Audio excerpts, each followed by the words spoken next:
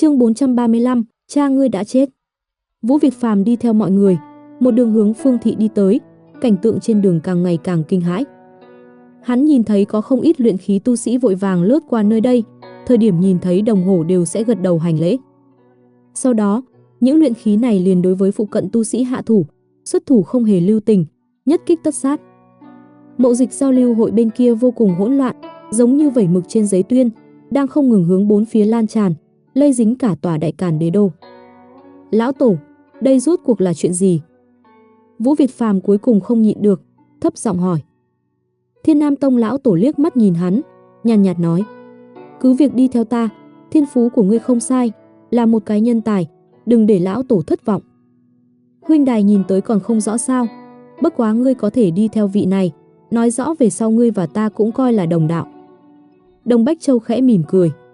Chờ hôm nay qua đi, ngươi sẽ biết hết thảy, cũng có thể coi là cơ duyên của ngươi. Vũ Việt Phàm một mặt mơ hồ, nhưng hắn ẩn ẩn cảm thấy lão tổ nhà mình nên là đầu nhập một thế lực nào đó. Mà cái thế lực trước mắt này đang chuẩn bị tiến đánh Đại Càn, muốn đem cả tòa Đại Càn đế đô đánh xuống. Nếu như là vậy, đến cũng là một trận cơ duyên. Vũ Việt Phàm đột nhiên bình tĩnh mấy phần, tựa hồ có chút minh bạch. Rất nhanh, mọi người đã tới trước cửa Phương thị, bởi vì mậu dịch giao lưu hội, phần lớn Phương thị tu sĩ phần lớn đều đi bãi săn bên kia. Cha, ta tới đem Phương Trần kêu ra. Đồng Bách Châu nói. Đồng Hổ nhẹ nhàng gật đầu. Đồng Bách Châu hít một hơi thật sâu, sau đó cao giọng hô: Phương công tử, Phương thị lão tổ mệnh ngươi nhanh chóng tiến đến tiếp viện, hôm nay Đại Càn chúng ta muốn đánh một trận ác chiến. Độc viện, Phương thế tử, đến cùng là xảy ra chuyện gì? Nơi đây xảy ra chuyện gì? Vẻ mặt Nha đạo nhân có chút kinh hoàng, hắn là nửa đường gặp được Phương Trần nên mới theo đến nơi đây. Ta nói qua với các ngươi, khoảng thời gian này tốt nhất đừng ở tại Đại Càn, lại không nghe. Phương Trần nhẹ nhàng lắc đầu, vẻ mặt nghiêm túc nhìn hướng bãi săn. Côn Long chiến tướng đã xuất thủ, huyết linh giáo kim đan tu sĩ cũng đồng loạt hiện thân. Nếu như bọn hắn muốn luyện hóa cả tòa Đại Càn, không nên chỉ có kim đan, khoảng thời gian này trúc cơ cùng luyện khí đi vào, cũng có một phần là huyết linh giáo nhân sĩ. Cho tới Sung Hư chân nhân bên kia, nàng mang theo thủ hạ tựa hồ còn chưa đủ nhiều. Phương Trần có chú ý tới, thời điểm Sung Hư chân nhân bị hắc vụ che phủ, hiện trường có một chút kim đan trong nháy mắt trở nên cảnh giác. Không ngoài dự đoán, bọn hắn là thủ hạ của Sung Hư chân nhân.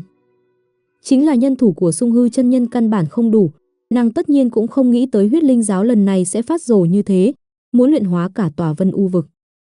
Phương Trần ca, ngươi thật giống như biết chuyện gì xảy ra. Phương Vân đột nhiên phản ứng lại.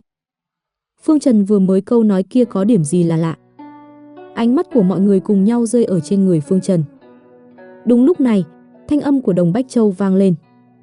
Phương công tử, Phương thị lão tổ mệnh ngươi nhanh chóng tiến đến tiếp viện, hôm nay Đại Càn chúng ta muốn đánh một trận ác chiến. Ở chỗ này cũng không được, có đủ khả năng, cũng nên làm một chút.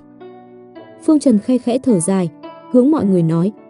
Các ngươi muốn biết chuyện gì xảy ra, theo ta ra ngoài gặp gỡ tên Đồng Bách Châu kia. Đồng Bách Châu, chuyện này cùng hắn có quan hệ. Phương Giác cùng Phương Hưu sửng sốt một chút. Hai người các ngươi tu vi thấp, theo sát vi sư. Trục Nguyệt sư thái truyền âm cho nhị nữ, sau đó cùng Phương Trần đi ra bên ngoài độc viện. Bên trong Phương thị có không ít đệ tử giống như ruồi không đầu, vừa nhìn thấy Phương Trần, nhao nhao theo tới dò hỏi đến cùng xảy ra chuyện gì. Nguyên Anh đại năng giao thủ thì cũng thôi đi, Kim Đan lão tổ cũng bắt đầu chém giết lẫn nhau, thật giống như bị điên. Không bao lâu, mọi người đi tới Phương thị đại môn, đúng lúc nhìn thấy Phương Mặc Sinh mang theo Phương Linh Tinh, đám người Phương Thương đang cùng Đồng Hổ trò chuyện, vẻ mặt 10 phần sốt ruột. Ngươi không cần sốt ruột, chuyện này, ba vị Nguyên Anh kia cùng chư vị Kim Đan đều có thể xử lý thỏa đáng. Hẳn là một ít đạo trích nghĩ muốn phá hư tràng mậu dịch giao lưu hội này, cướp đoạt tài nguyên tu luyện. Đồng Hổ nhàn nhạt nói. Hai vị lão tổ nhà ta bây giờ đều bị người vây công, Đồng tiền bối, còn mời ngài tiến đến giúp một tay. Phương Mặc Sinh lo lắng nói. Cha, Phương Trần tới. Đồng Bách Châu đột nhiên mở miệng. Đám người Phương Mặc Sinh nghe nói, cũng theo bản năng nhìn tới, đúng lúc nhìn thấy Phương Trần mang theo một đám nhân mã đi ra. Ngươi đi ra làm gì? Trở về, ở lại, bên ngoài bây giờ loạn thành dạng gì, chính mình đi ra thì cũng thôi đi, còn muốn đem Phương thị đệ tử cùng một chỗ mang ra. Phương Mặc Sinh quát lên. Phương Trần không để ý tới hắn, mà là hướng Đồng Bách Châu nói. Ngươi vừa mới nói lão tổ nhà ta muốn ta đi qua hỗ trợ. Đúng vậy, Đồng Bách Châu mỉm cười gật đầu. Chẳng biết lúc nào, phụ cận đã ẩn ẩn xuất hiện một chút luyện khí cùng trúc cơ tu sĩ vẻ mặt xa lạ. Lão tổ muốn hắn hỗ trợ. Phương Mặc Sinh hơi ngẩn ra, trong lòng chỉ cảm thấy hoang đường, loại chiến đấu kia, vẻn vẹn một cái luyện khí thì làm được trò trống gì. Ta thấy rất kỳ quái, các ngươi tìm tới ta làm gì? Bây giờ đại càn loạn thành bộ dáng như vậy, các ngươi không trợ chiến thì thôi đi, lại chạy tới bên này tìm ta. Phương Trần nhẹ giọng hỏi. Không có gì kỳ quái, ta là tới báo thù cho Tam sư đệ. Thiên Nam Tông lão tổ nhàn nhạt nói. Báo thù? Thù gì? Đồng Hổ tiền bối, vị này là ai? Làm sao chạy đến Phương thị chúng ta báo thù? Phương Mặc Sinh khẽ giật mình, nhìn hướng Thiên Nam Tông lão tổ, trong mắt lộ ra một vệt tức giận. Ngươi không hảo hảo ở lại Thiên Nam Tông, chạy tới Đại Càn, vạn lý xa xôi đi tìm cái chết, ta cũng là không nghĩ tới. Phương Trần đột nhiên khẽ cười một tiếng. Thiên Nam Tông lão tổ nhất thời sửng sốt, trợn mắt nhìn Phương Trần. Đúng lúc này, một vệt kiếm quang lóe lên, bịch bịch. Thân thể Đồng Hổ từ trung gian chia làm hai nửa, bịch bịch ngã xuống đất, kim đan vỡ vụn cũng từ trong nội phủ rơi xuống. Mọi người nhìn hướng Phương Trần, cùng với kiếm trong tay hắn, ánh mắt dần dần thay đổi ngốc trệ. Phương Trần một kiếm liền có thể chém giết kim đan tu sĩ Đồng Hổ. Nụ cười trên mặt Đồng Bách Châu đột ngột cứng đờ. Thiên Nam Tông lão tổ một mặt ngu ngơ. Phương Mặc Sinh kinh ngạc nhìn về Phương Trần. Phương Linh Tinh theo bản năng che miệng, trong mắt tràn đầy vẻ khó tin. Phương Thương hít sâu một hơi, kém chút xoay người bỏ chạy. Mà đám người Phương Giác cho là mình đang nằm mơ, chuyện hôm nay cùng với một màn trước mắt này đều là mộng cảnh. Phương công tử đã có thể dễ dàng như vậy chém giết kim đan. Trục Nguyệt sư thái nhẹ giọng thì thào. Phương Thanh Giao cùng Thanh Hà sư thái cũng bị một màn này chấn nhiếp. Lục công chúa đầy mặt khó tin, miệng đắng lưỡi khô không nói ra lời.